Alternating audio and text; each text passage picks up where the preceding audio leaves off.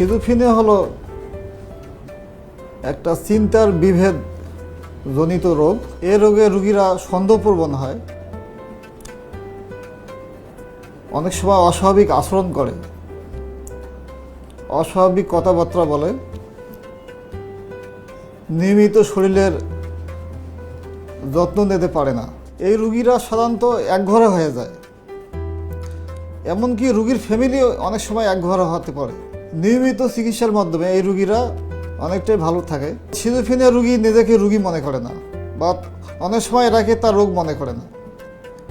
এই জন্য তার নিয়মিত ওষুধ সেবনে রোগীর যারা রিলেটিভ তাদের সঙ্গে অনেক সময় কাউন্সিলিং করতে হয়।